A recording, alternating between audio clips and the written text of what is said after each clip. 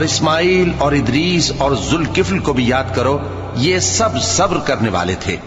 اور ہم نے ان کو اپنی رحمت میں داخل کیا، بلا شبہ وہ نیکوکار تھے۔ اور مچھلی والے پیغمبر یعنی یونس کو یاد کرو، جب وہ اپنی قوم سے ناراض ہو کر غصے کی حالت میں چل دیے اور خیال کیا کہ ہم ان پر گرفت نہیں کریں گے، مگر پھر اندھیروں میں اللہ کو پکارنے لگے کہ تیرے سوا کوئی معبود نہیں، تو پاک ہے اور بے شک میں قصوروار ہوں۔ تو ہم نے ان کی دعا قبول کر لی اور ان کو غم سے نجات بخشی،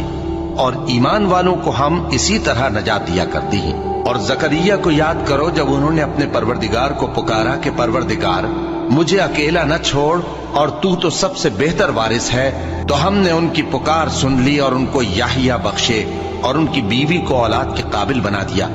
یہ لوگ لپک لپک کر نیکیاں کرتے اور ہمیں امید اور خوف سے پکارتے اور ہمارے آگے عاجزی کیا کرتے تھے۔ اور ان خاتون یعنی مریم کو بھی یاد کرو، جنہوں نے اپنی عفت کو محفوظ رکھا، تو ہم نے ان میں اپنی روح پھونک دی